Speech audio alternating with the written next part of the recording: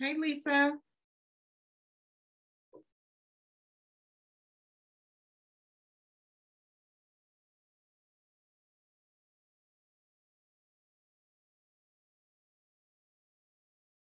Hey, Lisa.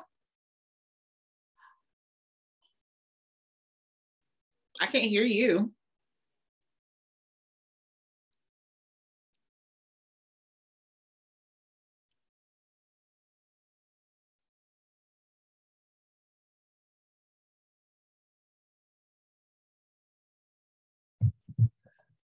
Okay, now can you hear me? Oh, there you go. Your hair looks very nice. Oh my gosh. The new sexy is here. Yeah. I love it. Thank you. Wow, I got it's colored too, isn't it? You get it a color? Yeah. It looks really nice. Thank you. Thank you.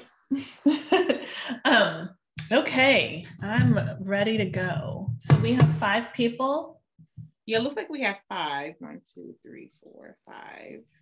Okay. Sure. I'm looking over some people's skin concerns here. Okay. You look so cute with your hair and braids. It looks adorable. Thank you. These braids I've had them for a couple of weeks now, actually.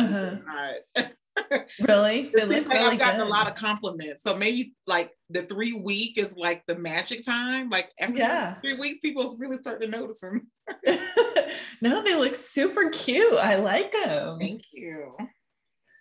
That's some really good questions. Good. From people who registered. That's good. Let's see. All right. I don't see anybody, or do you see people waiting? You know no, I don't. See anyone waiting yet.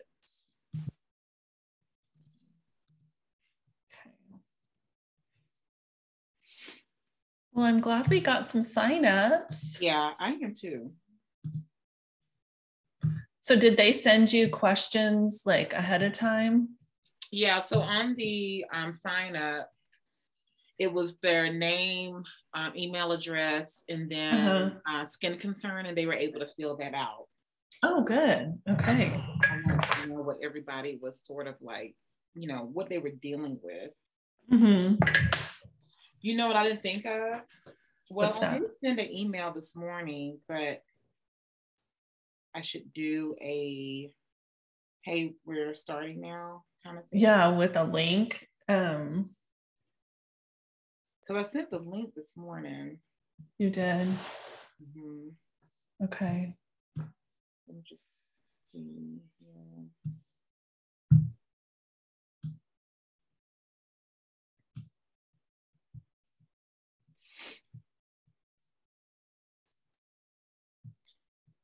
Oh, I know what I can do. Maybe if I send a text. Yeah. Let me do that. Okay. Gotta send every one of them sort of separately.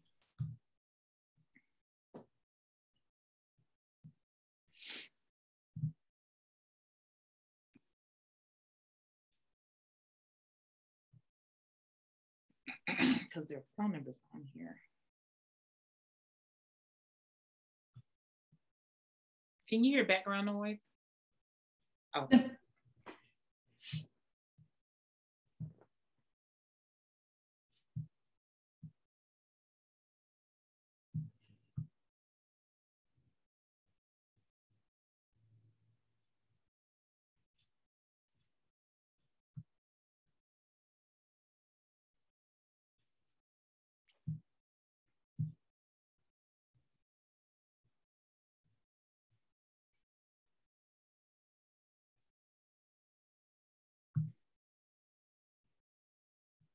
There's somebody coming on.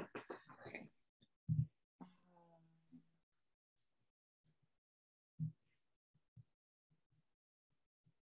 Good morning. Dr. Lakeisha Nelson Hill. This is my sister, by the way, Lisa. Oh, it is. Good morning. Good morning. Good morning. On the East Coast, but good morning to y'all. Good afternoon to you then, huh?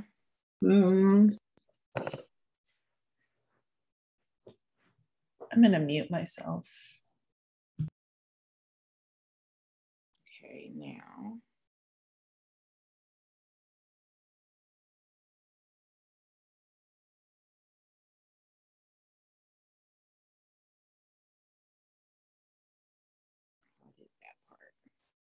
Keisha, I'm sending some, waiting on a couple of people to join. Good morning, Lorenzo McDuffie. Good afternoon, Ayanna. Good afternoon. Yeah. In Puerto Rico. Yes. Yes. Hi, Lorenzo. I'm Lisa. Nice to meet you. Hello, Lisa. Nice to meet you too. Hey, Lorenzo. It's Keisha. Hey, how you doing? You look different. I got hair now. Yes. It's good to see you. You too. I want to be down in Puerto Rico where it's warm. Salsa dancing. I did that yesterday, as a matter of fact. I'm going to take lessons. I was in Costa Rica earlier this year, and that was one of the things that when I left Costa Rica, I was like, I could speak some Spanish, not fluently. I was like, I want to learn how to speak Spanish better, and I want to take salsa lessons. Great combination. Yes. We should all I love when somebody wants to learn a language better, whether you know it or not. It's always nice to just, just understand the language a little bit better. Yeah. I mean, I definitely practiced quite a bit while I was there. I was there for 2 months, so I practiced quite a bit, but I'd love to learn how to fluently speak it. I don't really care about writing it or reading it. I really just want to speak it. Yeah, conversation. Yeah, just conversation. Yeah. Yeah.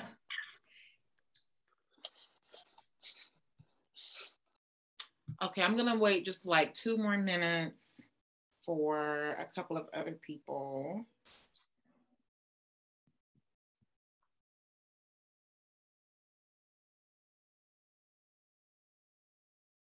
Make sure everyone got the link this morning.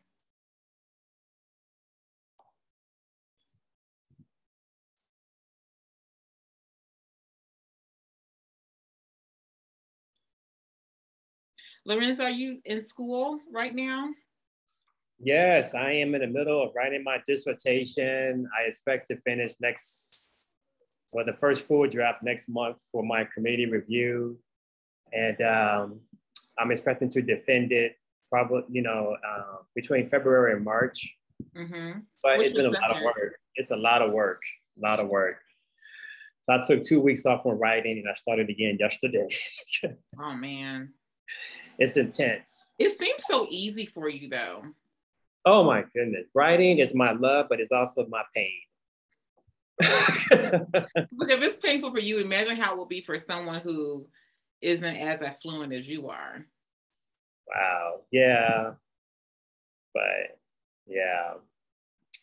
So what is the subject? Oh, so the context of my work is about the Jesuit order, which is the Society of Jesus. As you know, I was a member of the Jesuits when I was in seminary many years ago. Mm-hmm. And this study is about how Black Jesuits in the order experience anti-Black racism from their white brothers. And it's the first time that question has been raised in an academic setting. And I got a huge response. So I got 50% of all the Black Jesuits in the States to participate in my survey. which I only needed like 10%, but 50% half responded, which is good, but it also made more work for me to do, to analyze the data. So, but yeah, so anyway, that's what it's about. And my audience is the Jesuits and the, whatever the findings reveal, hopefully that they will be able to address those issues so that the ministry of these Black men could be a much better place and serving God. Love it. I can't wait to read it. I'm sure it'll take me a while to get through it all, but I remember. Oh, it could be like your writing. You know how you write, girl. Just like. I read your book twice. That makes me feel really good. Like it's not boring you, at least, hopefully. No, it's not. It's like the way you write, it's like someone is sitting right in the living room with you. Yeah, that's what I want it to be. Your writing is very personable. Yeah, it's so relatable. It's like a conversation. Thank you very much. Yeah. Good morning, Angela, or good afternoon. I think Angela is in Florida, if I'm not mistaken.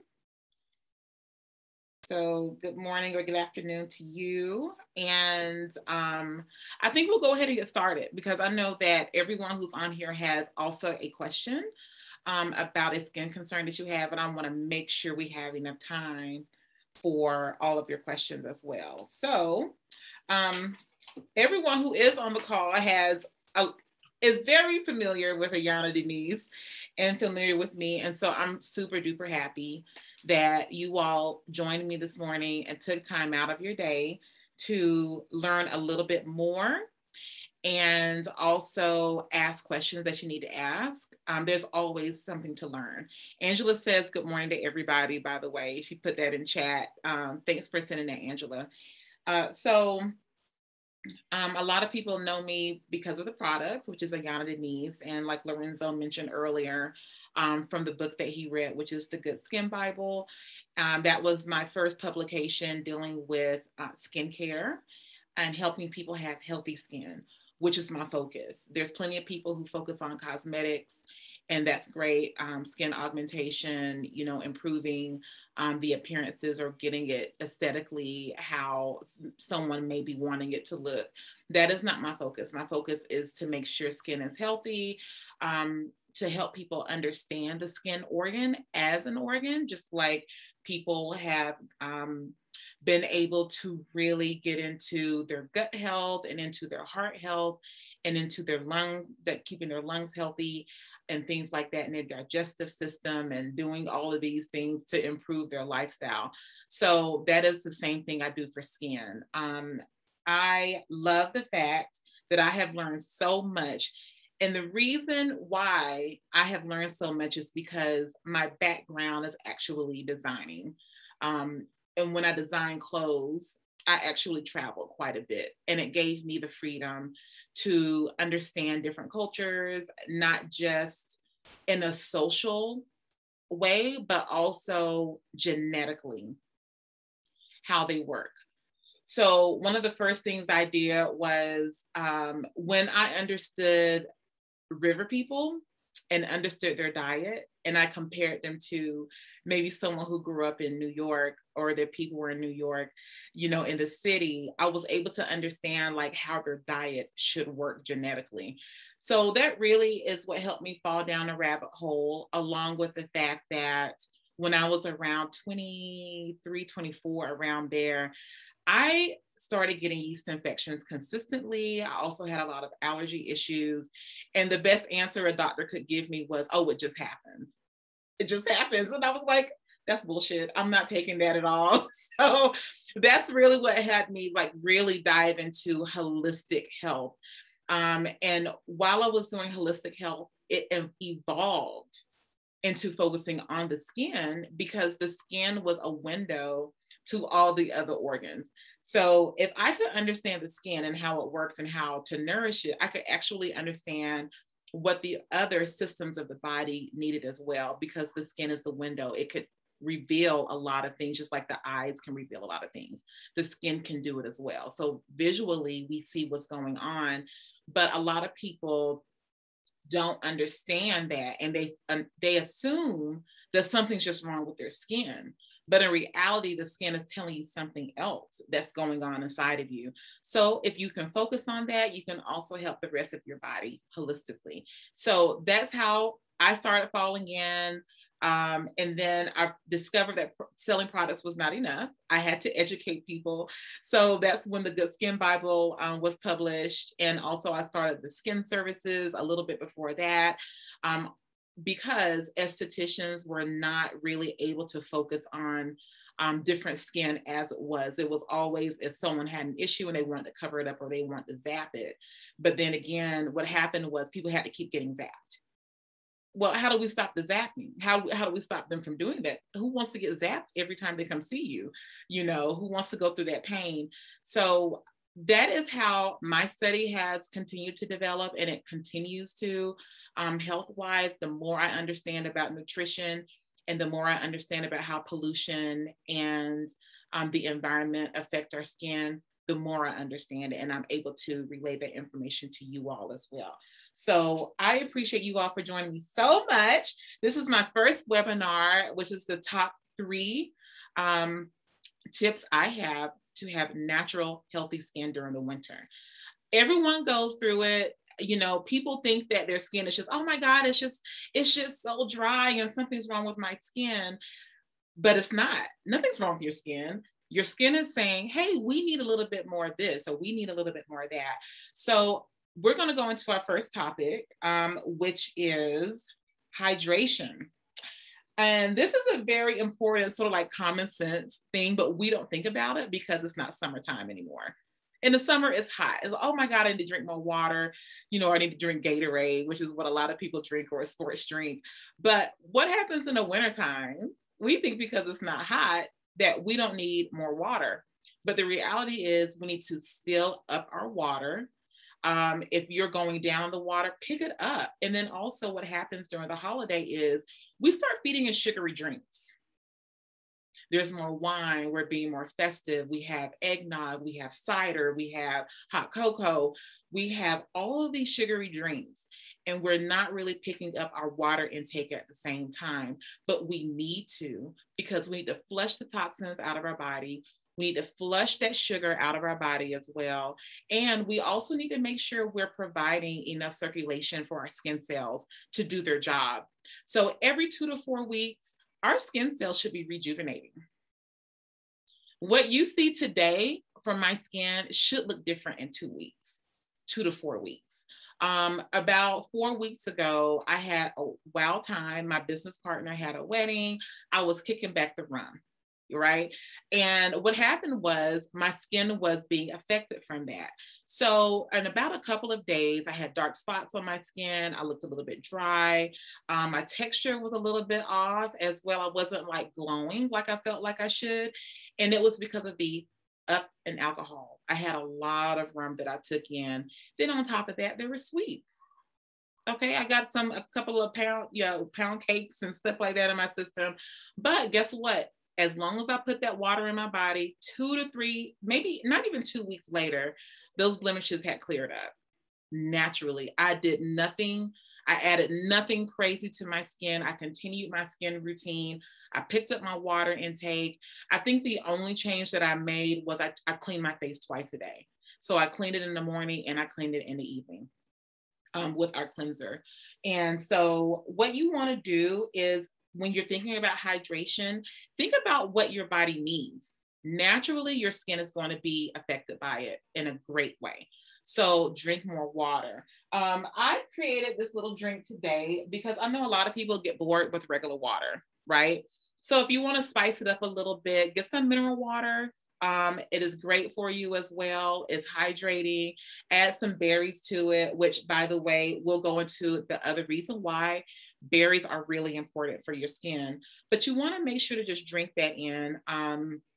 Drinking the antioxidants from the berries as well. And that's going to help speed up that skin cell production. It's really good at it. You'll be amazed at how it picks it up. It's tasty. It has like I taste a little bit of the blueberries in there, so that's really nice. So we have the berries and we have the water. So when we also talk about topical hydration, what I tend to tell people is whatever you did in the warmer months, you're going to have to change it when the weather changes. And for people who are in warmer climates, like for instance, Lorenzo is in Puerto Rico and Angela is in Florida. And I can't remember if Angela's in the southern part of Florida or the more northern part, but you're not going to have that much flexibility in the temperature where you think, oh, well, I don't really need to change my moisturizer too much because it's still warm outside. But what I suggest that you do is look at the precipitation in the air along with the weather drop, the temperature drop, which could just be in the mornings, let's say, for instance, and it's only fluctuating about 10 degrees. But what I do is I'll go from an oil to something heavier. For me, I do something with beeswax in it. So my favorite moisturizer to switch to is the Glow. That's one. And sometimes I'll do the Glow like at nighttime. Sorry about that glare there, but I'll do this at nighttime. But then also what I'll do is I'll switch to the corrector, which is a butter. So even if you have like shea butter at the house, if you have cocoa butter, if you have, and I'm not talking about fake cocoa butter, I mean like real, like the real stuff. What is that brand that has, it smells like vanilla. It smells really nice. And we've all used it, but it doesn't have a lot of cocoa. Which one? Dr. Palmer. Dr. Palmer's cocoa butter. So Dr. Palmer has like I think it's like maybe 0.30%. You'd have to read the label, but it really is a very small percentage. I studied this a couple of years ago of cocoa butter, and the rest of it is really mineral oil based. So when you're buying products like that, you want to make sure that there is not mineral oil or petroleum listed. Why? Because it's going to encourage chapped skin. You're going to think that you're getting moisturized for the first 10 minutes. And then guess what? Your skin's going to start rejecting it. So say, no, we don't want that on us. That's not doing anything. So focus on ingredients. You want butters or you want something with beeswax with the natural oil. Stay away from mineral oil or petroleum. They seem to work at first, and then what happens is the skin will reject it. Also, Cetaphil is like that. These are prescription things as well, and they have plastic derivatives in it. So you really need to make sure you're reading the labels to ensure that only natural ingredients are going into your skin as opposed to synthetics. Okay, any questions about the hydration part so far?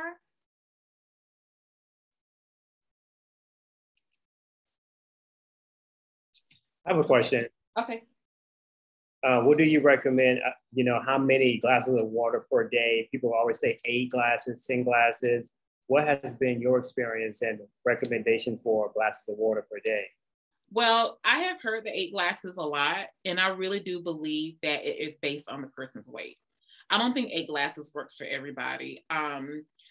It's supposed to be a percentage of your body weight. I can't remember the exact percentage. I think it's a quarter of your body weight in ounces. Let's just double check on that before you quote me on it, but I believe it's a quarter of your body weight in ounces.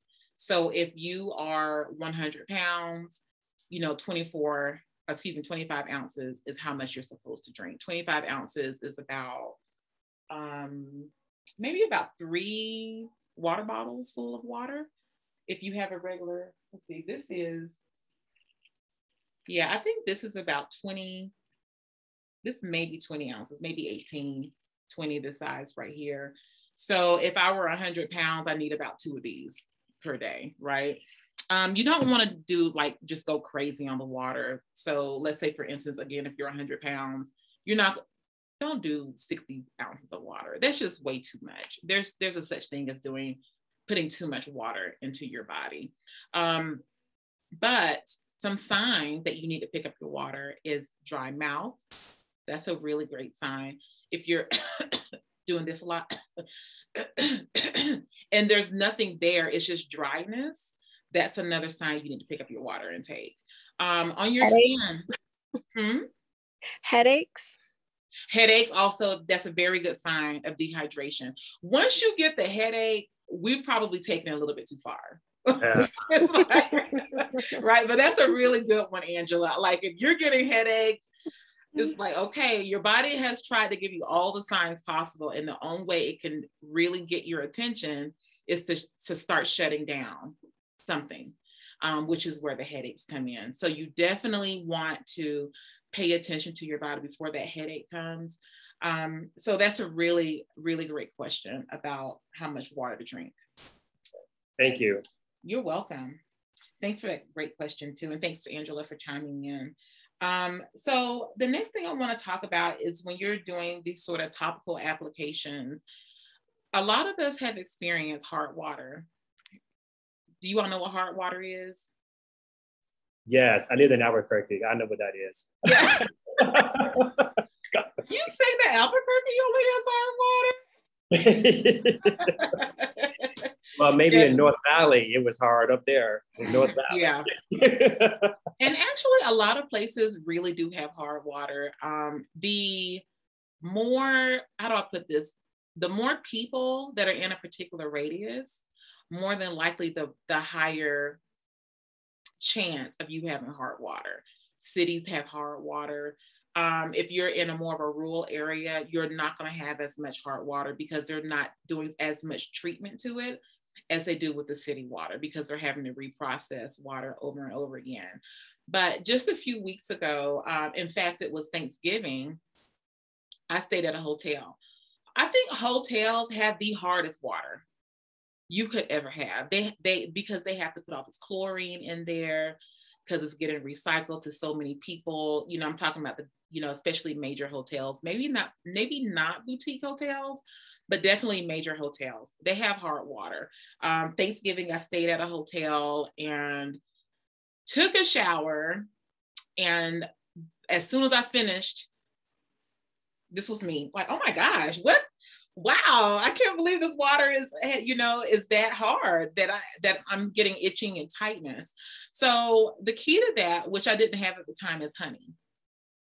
You should have this in your kitchen, right? So I am a very bougie honey person. Like, I'm not buying honey from Walmart for 99 cents. More than likely, I'm going to be paying the $8 for a little thing of honey because it has all of the good stuff in here. You don't want it to be super processed. I don't want my honey to be super processed. I want all the extra nutrients in there that the bees naturally put in here. And that's what I do. But what you can do at home is you can actually take some of your raw honey and add it to your body wash. Hopefully it's not Dow or Irish Spring or Axe, but add it to your body wash. A nice natural Castile soap is also nice. And you can add some honey to it and then start showering with it. The hardest place for me is my back, which is where a lot of tightness comes, and you just can't seem to scratch the itch, right? So do you have one of these? Everybody have a brush with a handle on it? Oh, of course, this is a natural brush, right? Because that's just me, right? A natural brush. I do suggest a natural versus a plastic brush, but it can reach your hard spots in the back that are just a little bit harder to reach. You can also get under your arms really good, a nice gentle exfoliating scrub. So I'm not doing it very rough, just very gently. And that's what you want. You want to apply it with the brush. And that also encourages circulation when you're using a brush versus a washcloth. I have gone almost 100% to a brush or some sort of exfoliating scrub to cleanse my body, because the washcloth is not, it doesn't have the exfoliation to it. And so I find that when I use a brush or an exfoliating scrub, everything is just, the skin cells fall off better. I'm rejuvenating my cells at a faster rate versus them like staying on. They really should just fall off and rinse off. So I definitely suggest the brush, okay? Another thing you can do is, let's say if you don't have body wash, you can actually put your soap on the brush and then add a little bit of honey to that. You can do that. You can also put honey on your skin before you take a shower. It works very well. I've done it both ways. How do you feel about the hand gloves? They're like kind of like the exfoliators. Yeah, I like those actually. I don't see a problem with you using that. The only people who may have an issue with using those gloves on a continued basis is someone who already has some sort of inflammation on their skin. So if you have like red patches on your skin or patches of bumps, I don't suggest you use further exfoliation. Like keep it really gentle, because what that can do is add too much exfoliation, and then your skin is still getting upset and getting more agitated. So the exfoliation gloves are fantastic. I love using them, but just be careful. If you have inflammation, don't use that, because your skin's already trying to tell you that it's very upset and it wants to be calmed down versus agitated more. That's a really good question, because I love those gloves. Yeah, I get a whole pack from Amazon. Yeah, so it's great to use them, but just like I said, be careful. If you have any sort of redness on your body, don't use the gloves. Like give it calm down, let your skin calm down a little bit, and then you can like alternate using the gloves. Right. That's a really great question. I love those gloves. I actually use it on clients who have facial hair, especially, and if they have ingrown hair bumps, because it actually encourages the pores to open up and relax. So I really like those. All right, the last thing that we sometimes forget about is to make sure we have sun protection. Very important. So in the summertime, we're in the sun and we say, oh, I need sunscreen because I'm going to lay out in the sun.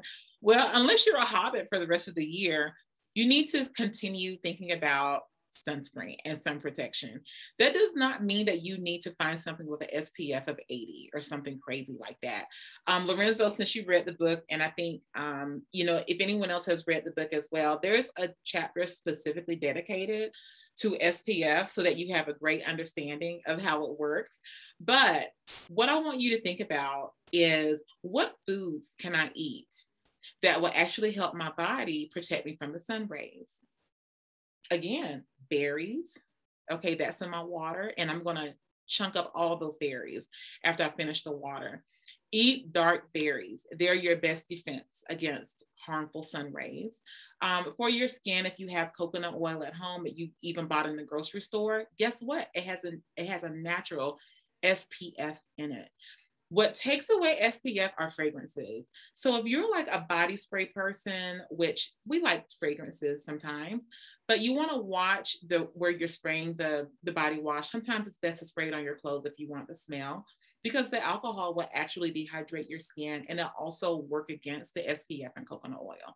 So you want to watch that intake. You want to make sure that you can also cook in the coconut oil, or like make a dressing out of the MCT oil, so that you're feeding in that SPF into your body at all times. If, for instance, if you need an easy spray, we do have the SunRx on our site, and it's a very nice light moisturizer. You can have it with the heavier products, which is like the glow that I showed you earlier, but you want to make sure you're putting that on your skin because it has red raspberry seed, and that's what it's powered by. Okay. Red raspberry seeds they're packed with so many antioxidants. It's good to just eat those all year round. Okay. So I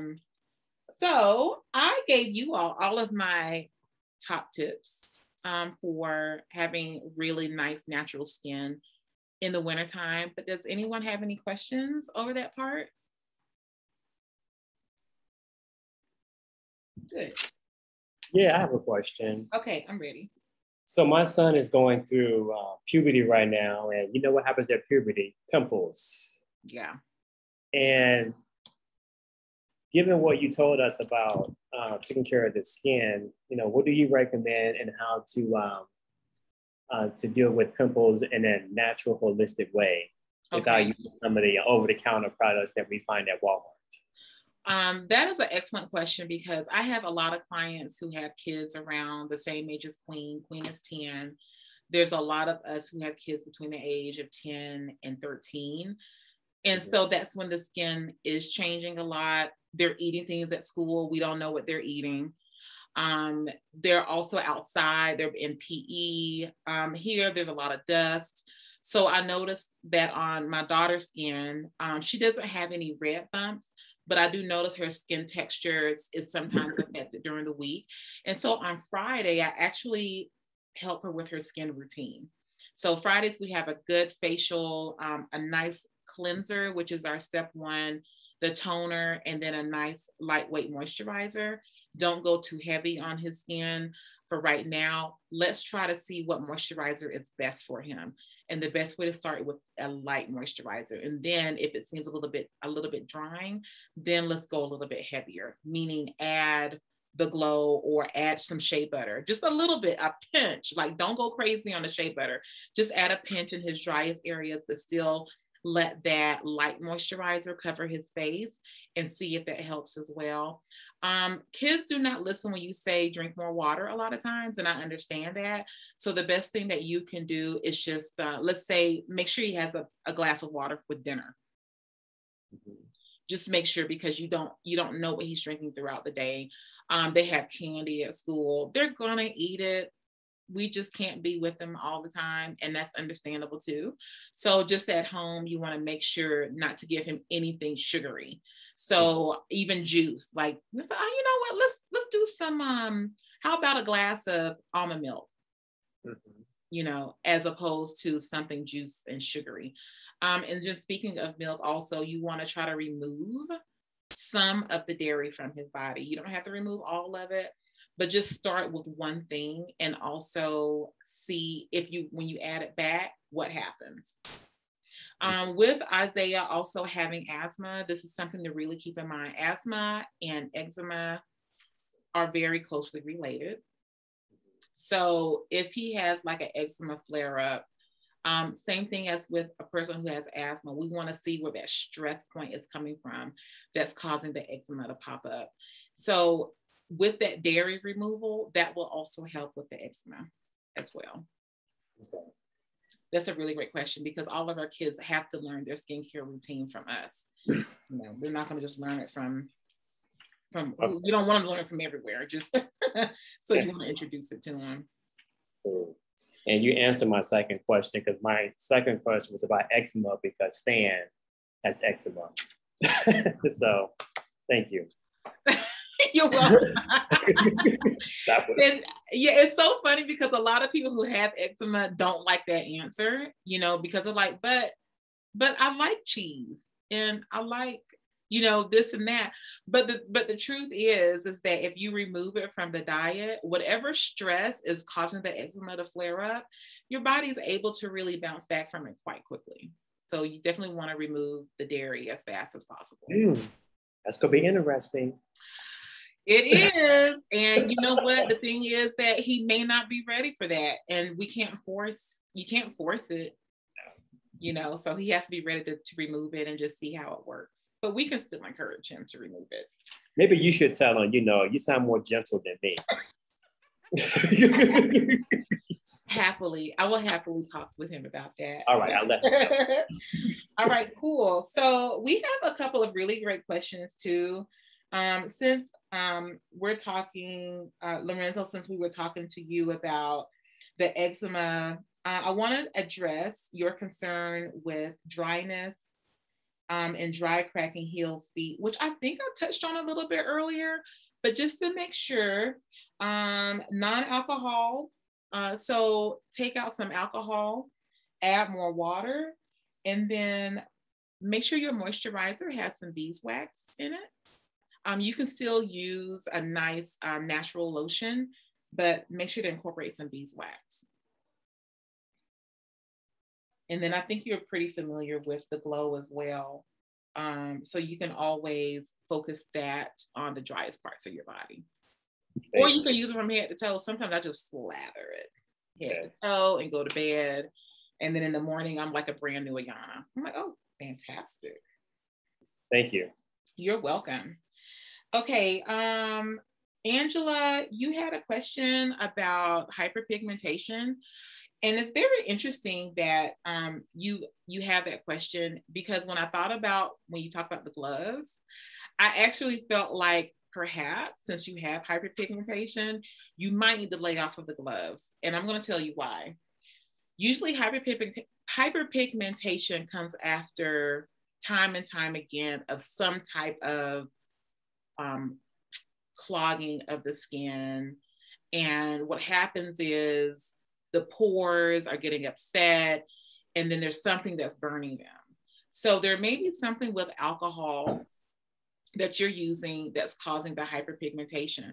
But before that hyperpigmentation came, you were probably using something that was a little bit too heavy for your skin. And then you were probably doing too much exfoliation with a product that had alcohol in it.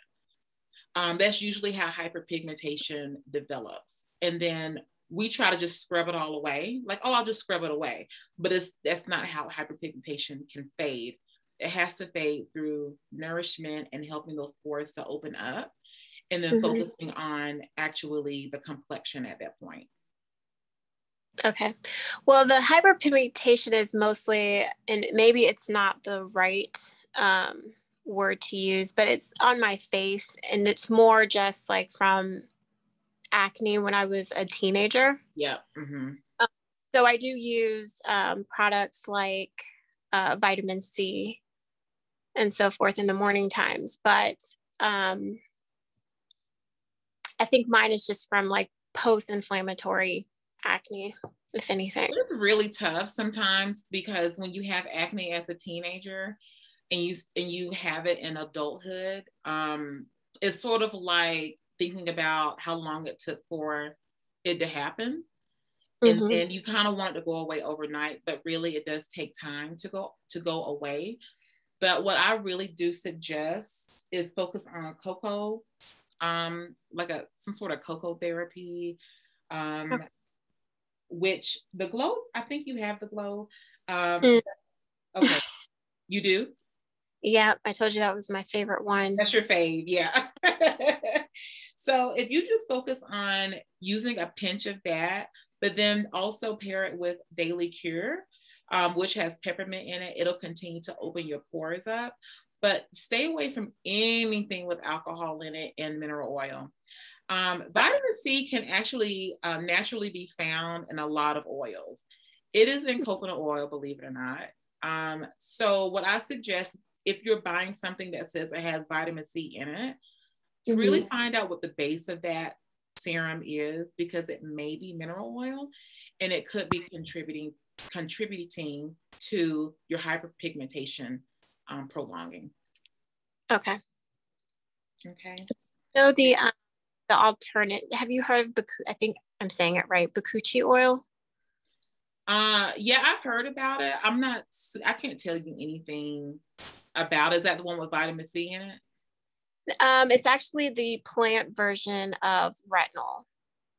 Oh, okay. No, I don't know anything about it. Okay. But vitamin C is in coconut oil, it's in moringa seed, it's in macadamia. There's a lot of nice natural forms that vitamin C comes in. It's almost like, okay, like vitamin E, you can get vitamin E separately. Right. But what they end up doing, and this is the same thing with vitamin C, is they extract that vitamin from a particular plant, and then they put it in another type of oil, which could be jojoba, let's say, for instance. It could be jojoba, it could be mineral oil. I don't know what they're putting it in, but vitamin E is a natural vitamin. It shouldn't have to be extracted from a plant and then put it in something else. It naturally comes. So if you focus on just the oils that naturally have vitamin C, you'll be much better off. And sometimes I don't know if the oil, I don't know. I'd have to see where they're extracting, when they extract the vitamin C, what is the base oil they're putting it in. Does that make sense? Yeah, no, it you may have to like take a picture of the bottle so you can like enlarge it to see like what all's in there besides the vitamin C, or to see where the vitamin C actually came from. Right. Yeah, I try to go for the products that are more on the natural side.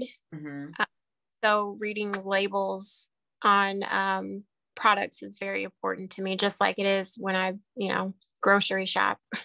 Exactly. Yeah. And I sometimes think things slip into me. Like sometimes, even though I try to stay away from glutens, it'll slip in something, you know. The companies are really slick at, you know, putting that in. Wordplay. And the only way, wordplay. Yeah, exactly. The wordplay. And then the only way I know is because my body will swell up.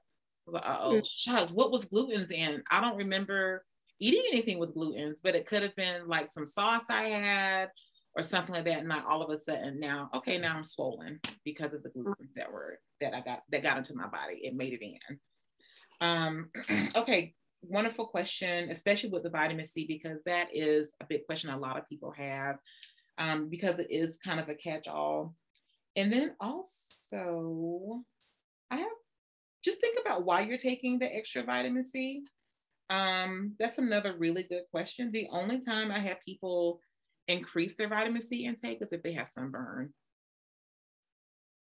That's really the only time they really need to focus on adding vitamin C. So just think about that.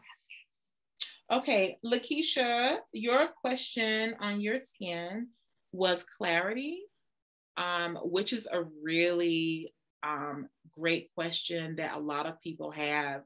I tend to think about clarity the way I think about an upset stomach.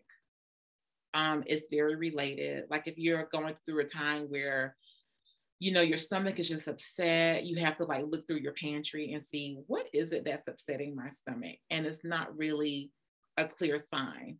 Like I said to Angela earlier, sometimes the gluten is hiding in the sauce. And I don't know, because I'm like, why would you even add glutens in there? What is the point? So that's how I think about skin clarity also, because I have skin clarity issues, and I always have to look at, okay, well, what is it that I'm eating that's causing skin clarity issues? Another thing that adds issues as far as skin clarity is concerned is something topical. For instance, if I'm using baking soda, and I think I covered this on a live a couple of months ago. Baking soda was actually interrupting my skin clarity. So I had to remove the baking soda, which is an oral hygiene product, but it was affecting the rest of my skin. Okay. Something else that could affect your skin clarity is pollution or something in the air. So sometimes you can get a humidifier and add humidity to the room. You can also open the windows in the house and get maybe there's some dust or something like that laying around and you need to clean that up. Plants in the house actually help with cleaning up the air as well, which affects your skin, the clarity of your skin. So you can add that to your space. I believe the rubber plant is good for that. It actually cleans the air up pretty well. I think a fern as well. Man, I did some really good research on plants that actually clean the air last year. And what I can do is just research those plants again and give you a list of the ones that can clean the air up. But definitely hit it from the diet angle of, let's see where the sodium is, where the extra sodium is. Maybe like a dye, sugars can interrupt your skin clarity. And then, like I said, topically, it could be something you're using in your personal hygiene. Like baking soda, nobody thinks about that because like, well, I have good hygiene. And it's like, yeah, but baking soda is actually pretty abrasive. So if there is something that has baking soda in it and it's getting on your face, which is a very fine powder, and if it's in something else that's a powder or even a paste, it could be getting on your face in other ways, even if there's water involved. So look at those areas to see what needs to be removed so your clarity can be improved on your skin. And brightening your complexion, which is a part of clarity. Incorporate cocoa butter, like I spoke with Angela. Cocoa butter is very great for evening out your complexion and making it brighter. Also, antioxidants, the berries, going back to the berries, incorporating more berries in your body. That's going to add antioxidants and it's also going to give you a clearer complexion. And then lots of water. Did I answer your question, Dr. Lakeisha Hill? You did, thank you. You're welcome. You all had some really great questions today, and I am so excited to share the skin guide with you, which is going to be available for download today. And I will send you the link for that, and you can immediately download it. And if you ever have any questions on anything, please don't hesitate to reach out.